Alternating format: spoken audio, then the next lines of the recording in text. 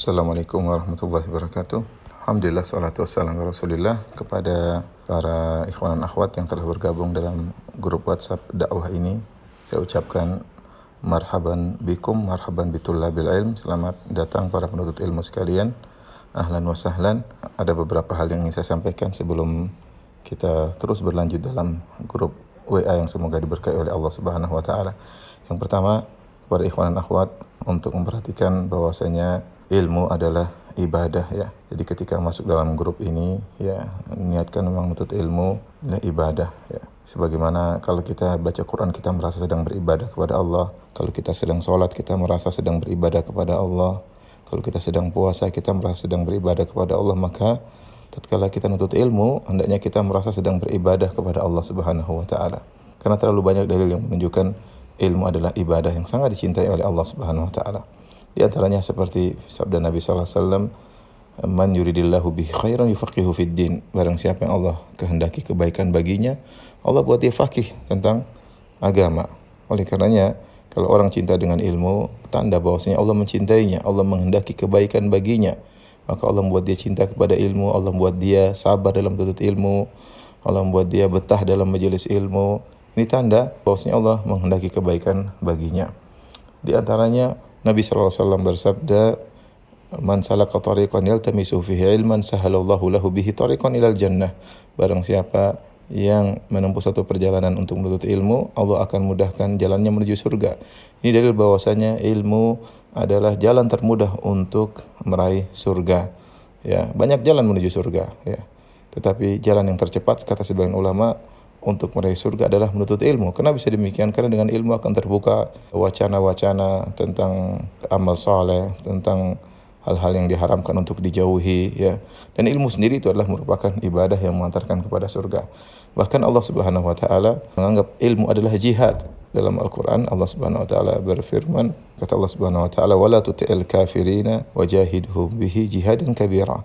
Janganlah kau taat kepada orang-orang kafir wahai Muhammad, dan berjihadlah melawan mereka bihi, itu bil Quran, jihadan kabira, dengan jihad yang besar. Ayat ini turun ketika masih di fase Mekah, ya, di mana Nabi sallallahu alaihi wasallam belum diwajibkan untuk berjihad dengan pedang, tapi Allah menyuruh Nabi berjihad dengan Al-Quran itu dengan ilmu. Sama ketika Allah menyuruh berjihad melawan orang-orang munafik, kata Allah Subhanahu wa taala, "Ya ayuhan nabiyyu jahidil kuffara wal munafiqin." Wahai Nabi, berjihadlah melawan orang-orang kafir dan melawan orang-orang munafik. Kita tahu namanya orang munafik tidak boleh dibunuh karena KTP-nya Islam. Terus bagaimana berjihad lawan orang munafik? Itu dengan ilmu, membantah syubhat-syubhat mereka, membantah kerancuan pemikiran mereka. Jadi Allah menyatakan bahwasanya ilmu adalah salah satu bentuk jihad di jalan Allah Subhanahu wa taala. Dan kita lihat sekarang di zaman sekarang, bagaimana Islam tersebar bukan dengan pedang, tapi Islam tersebar dengan ilmu.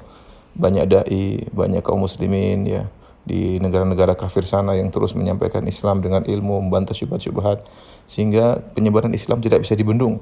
Semakin tersebar di mana-mana, negara-negara non muslim, setiap hari orang masuk Islam, ya. Dan ini adalah salah satu bukti bahwasanya ilmu adalah jihad. Oleh karenanya Allah Subhanahu wa taala menggandengkan jihad dengan ilmu dalam firman-Nya, "Wa ma kana lil mu'minina liyanfiru kaffah, falaula nafara min kulli firqatin minhum liyatafaqahu fid din wa liyunziru qaumahum idza raja'u ilaihim la'allahum yahdharun." Kata Allah Subhanahu wa taala, "Wa ma kana lil mu'minuna liyanfiru kaffah." Tidak pantas bagi orang-orang beriman untuk seluruhnya pergi berjihad di jalan Allah Subhanahu wa taala. Falaula nafara min kulli firqatin minhum ta'ifatun yatafaqahu fid din.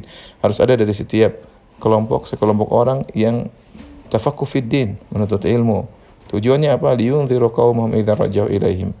Agar memberi peringatan kepada kaumnya jika kembali kepada mereka, la'allahum yahdharun, agar mereka waspada. Di sini Allah menyatakan tidak pantas semua orang-orang beriman untuk berjihad.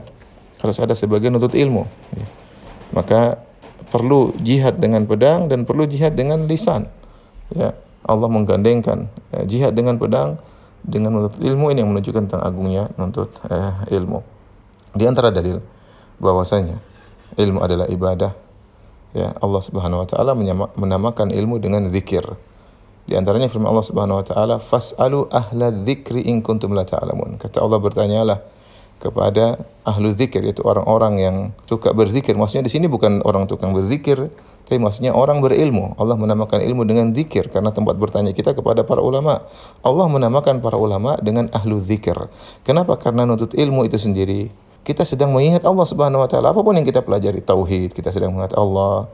Ilmu fikih kita sedang mengingat Allah Subhanahu wa taala, tentang adab kita ingat Allah Subhanahu wa taala. Apapun yang kita pelajari di agama Allah, kita sedang mengingat Allah. Maka menuntut ilmu adalah zikir, zikrullah.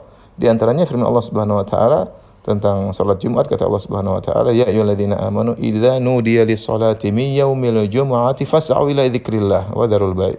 Wahai orang yang beriman, jika telah dikumandangkan azan Jumat, fas'au ila dzikrillah, maka bersegeralah kalian menuju zikrullah. Menuju zikrullah. Apa yang dimaksud zikrullah? Para ulama rata-rata mengatakan maksudnya adalah khutbatul Jum'ah, khutbah Jumat.